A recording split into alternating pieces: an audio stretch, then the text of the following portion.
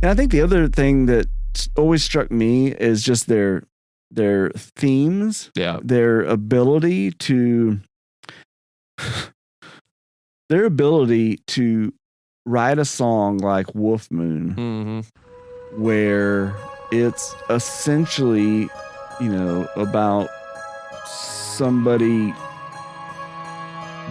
giving cunnilingus to a woman on her period, right. On the 28th day.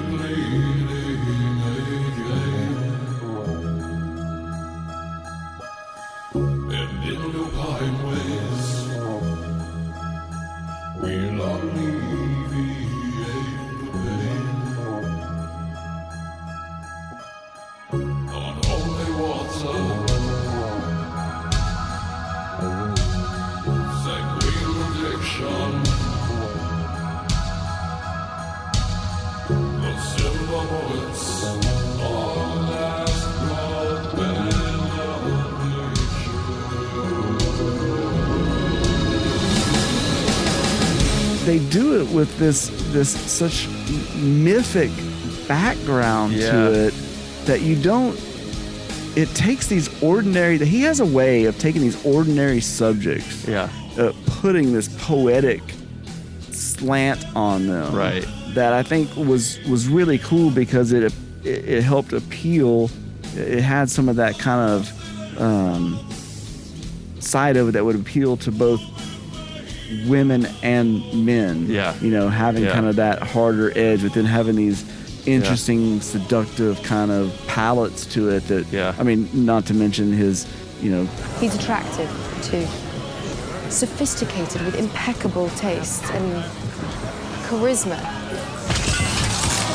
Not to mention his prodigious. I get it. Prodigious nether region on the Playboy spread, Playgirl spread. If you look it up, he's a big dude, and he's not really traditionally handsome. No, at all. But the whole it's interesting bone structure for sure. But that whole vibe combined with the music and the time period of the kind of vampire lore side, you can see where a lot of women probably just flock to the shows just to be close to him. You know what I mean? Yeah, there was just like an element of I think mystery there that became, for a lot of people was probably created a physical attraction, right? Yeah.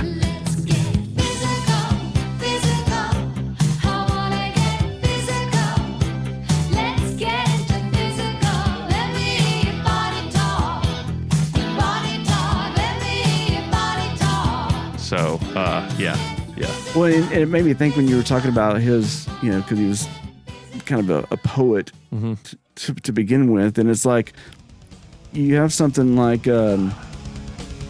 lyrics of, I know you're fucking somebody else. Yeah. Oh my gosh, that song is hilarious. Yeah.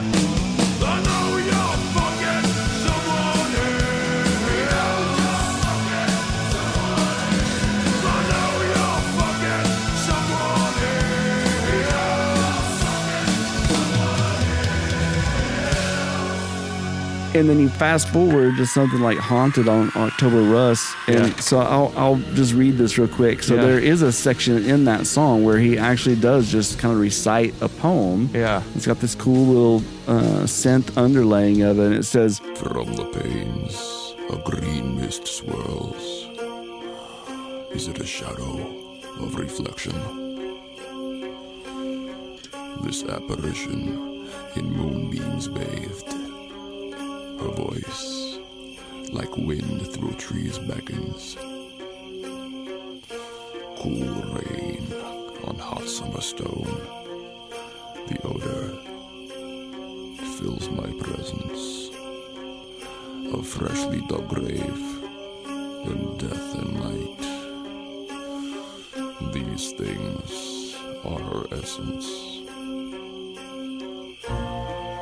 Nocturnal mistress, spirit lover, your mouth of wine and wood smoke taste, my goddess of the violet twilight, you are dust incarnate in the sweat of my bed, the eastern sky hints of dawning. Alone and awake and exhausted I lie. Oh, how I hate the morning. But that's fucking great, man. He sounds like it could be Blake or Wordsworth or something, you know? Like, yeah, it's really interesting. and then you have I Like Goils. Yeah, You know it what I goes mean? back and forth. Yeah. I mean, it almost makes me think of like Edgar Allan Poe or something. Yeah. Or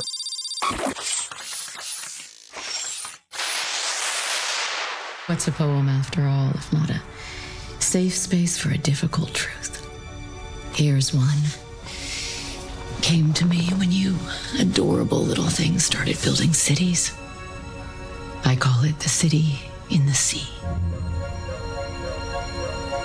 Lo, death has reared himself a throne in a strange city, lying alone, far down within the dim west, where the good and the bad and the worst and the best have gone to their eternal rest. No rays from the holy heaven come down on the long nighttime of that town, but light from out the lurid sea streams up the turrets silently, up domes, up spires, up kingly halls, up fanes, up Babylon-like walls, up shadowy, long-forgotten bowers of sculptured ivory and stone flowers.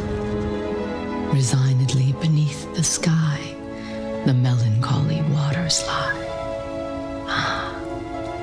But lo, a stir is in the air,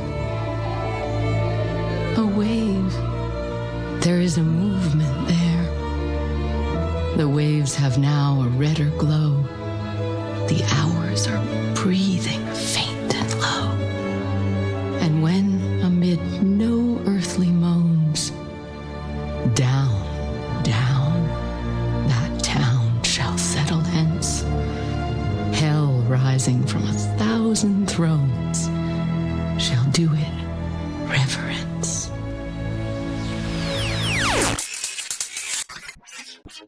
think about those lyrics, right? And then there's that juxtaposition between those lyrics from that was that All Hallows? Is that what you're That was Haunted. Haunted, yeah. So and then kind of bring it over to I Know You're Fucking Someone Else, where the lines, one of the lines, for instance, is like something like practicing freelance gynecology, where there's a womb, there's a way. With you, it's for free. Yes. The lyrics aren't as deep, but they're equally powerful. Yes. Yeah. So yeah. He definitely. And then one of the last things I'll say too on the production that really influenced me was because I played guitar in my original bands, but I played bass in a lot of other bands, and bass was always kind of my comfort instrument. It's the thing I like to just jam on and play. And I was always into the more kind of dirty, distorted sounding bass sounds, like the King's X's of the world. And when Typo Negative came along, and it was like there were times where it was very hard to tell if that was a guitar or a bass playing. Yeah. Because it all kind of melded in this weird way, but it was so freaking powerful sounding that I was like, if you go listen to the Core Factor song Fall Again, the bass in that, like, I'm thinking Typo Negative the whole time I'm recording that in the studio. Yeah.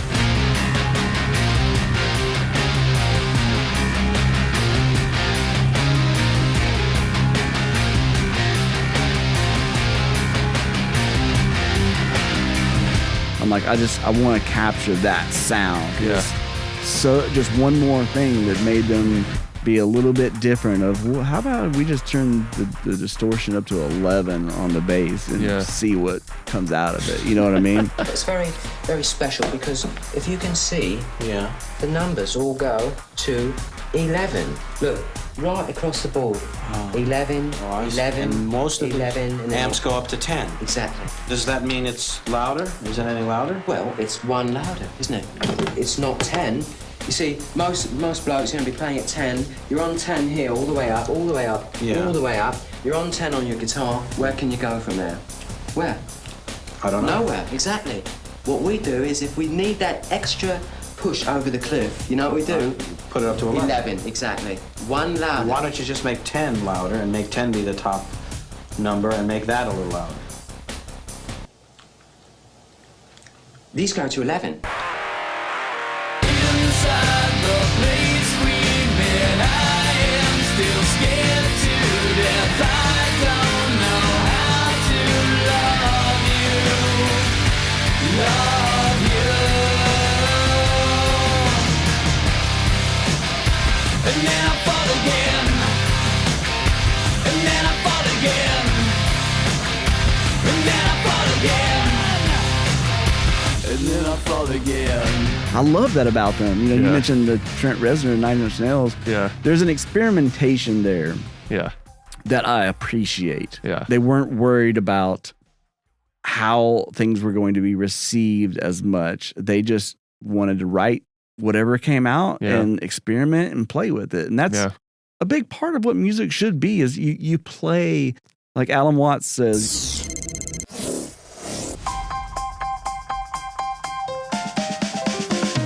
Because music, as an art form, is essentially playful. We say you play the piano. You don't work the piano. Why? Music differs from, say, travel. When you travel, you are trying to get somewhere. One doesn't make the end of a composition the point of the composition. If that were so, the best conductors would be those who played fastest. And there would be composers who wrote only finales. People go to a concert just to hear one crashing chord, because that's the end. Same way in dancing. You don't aim at a particular spot in the room. That's where you should arrive. The whole point of the dancing is the dance. You don't work music, you know, it should be fun. And they always had this. I mentioned Star Wars a minute ago. I'm a huge Star Wars nerd, but the thing I always loved about Star Wars is even though there's deep thematic elements to those stories, there's always a sense of fun and goofiness. Yeah. It's perfectly all right. We're fine. We're all fine here now. Thank you. How are you? I've been better. Well, tell me what's up. Well, I'm in this relationship and it doesn't seem to be going anywhere. I like her, but we're not really connecting. How long's it been? About 10 months. And how often do you see each other? A couple of times a week. Well, why don't you try seeing each other a little more often and see if you connect a little more. And if not, it may be time to move on. Thanks for calling. This is Han Solo, and I'm going to be keeping you company for the next few hours right here on the Midnight Shift.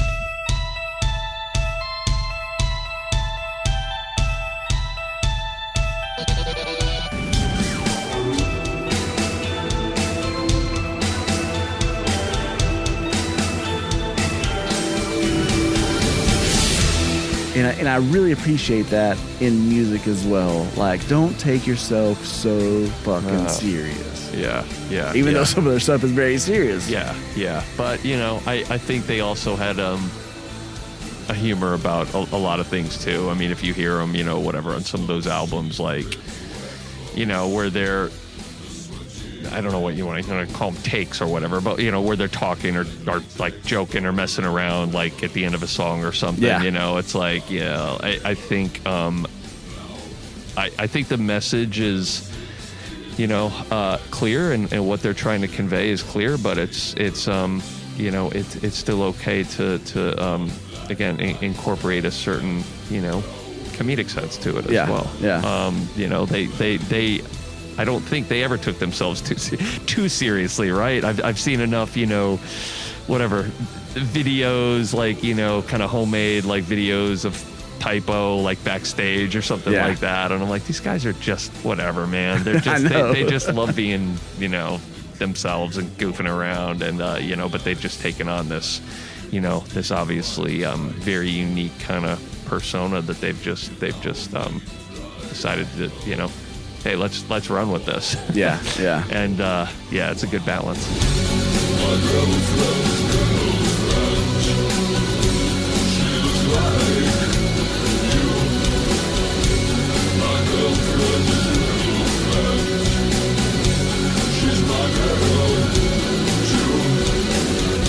Well, and one other thing I wanted to kind of touch on with them now is they obviously speak a lot about death. Mm-hmm. They talk about it a lot in their songs, usually sometimes in a poetic way, sometimes in a very direct way. Like everyone I love is dead is like, my uncle, whatever. Yeah. He's gonna die. Yeah. This person is dead. Yeah. This person is gonna die. We're all gonna die. Like entropy. That was kind of a theme with them. And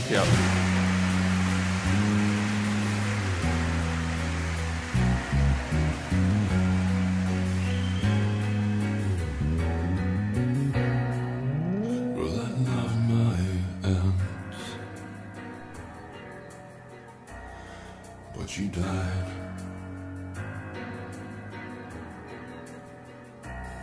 And my uncle Lou, then he died.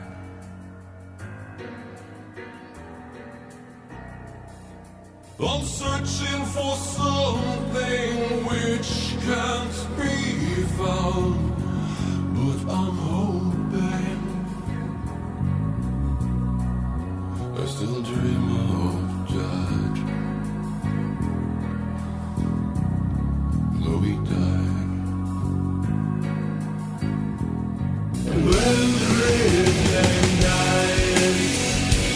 it helped me through, because whenever, about the time that album came out for them, World Coming Down, and I think it was about the time where his mother was dying. Yes. And then they had that compilation album that came out, had those, 3 or 4 songs that were, not on any other album, like Stay Out of My Dreams, but 12 Black Rainbows with the gorgeous harmonies. I downloaded 12 Black Rainbows. That was like one of Napster.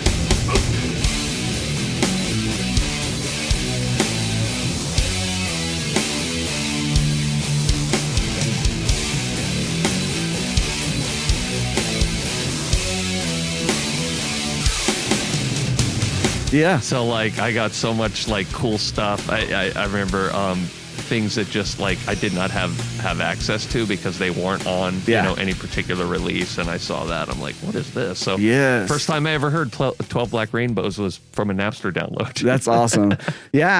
But it's never enough. That song is very much about him watching his mom die.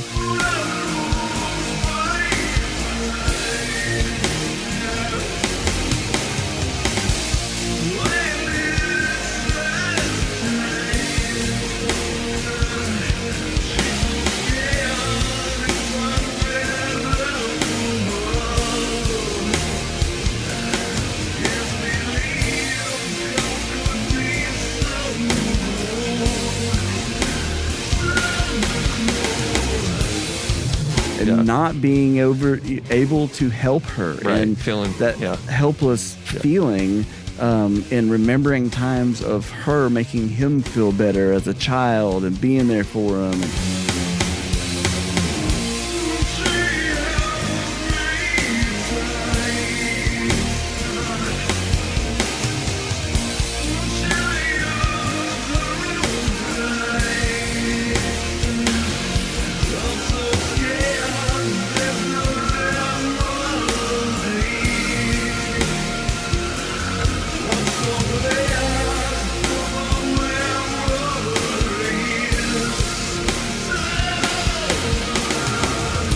all these things. And this is about the time that my mom started getting sick from COPD, and then eventually passed away from it.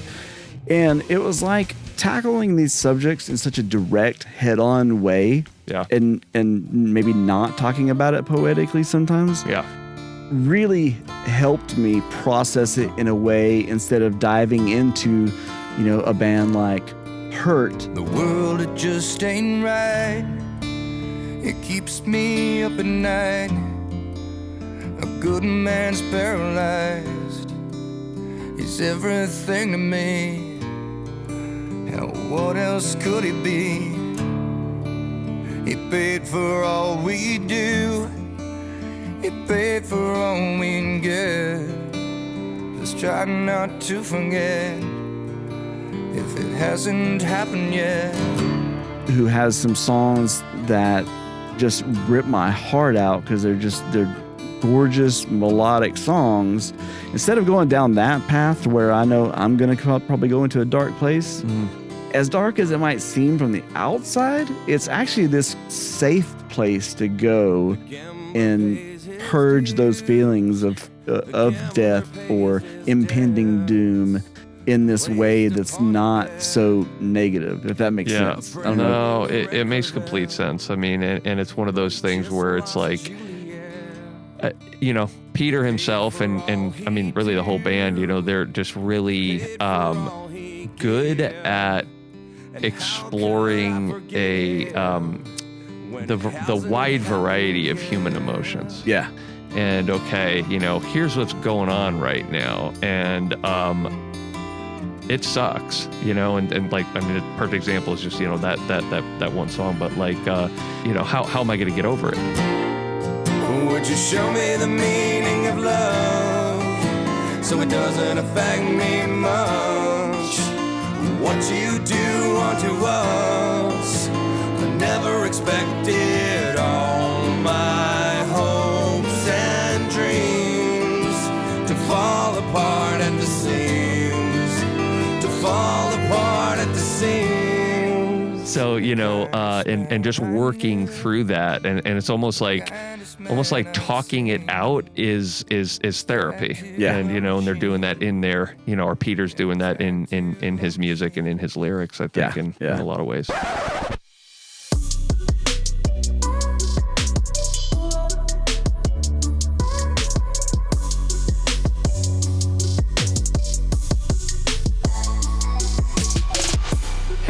Boomboxers, enjoying the show? If so, we encourage you to subscribe to the Boombox Music Talk feed wherever you consume your podcast content so you never miss an episode. Don't see us? Let us know, as we are always looking to expand our reach. Think about leaving us a 5-star rating and review. We know you hear that request a lot, and unfortunately, in the modern age where algorithms rule the world, it's a necessary evil, so we appreciate your time. If you'd really like to make a difference, consider supporting the show on Patreon. We don't do this for the money. It's a labor of love for sure, but at the end of the day, the shows aren't free to produce. They require time, energy, and money, so any help is always appreciated. Full credits for each episode are on our YouTube page at Boombox Music Talk. For a streamlined soundtrack experience, visit our Spotify page. And you can always reach those or any of our other socials via our website at boomboxmusictalk.com. Thank you for listening, and now back to the show.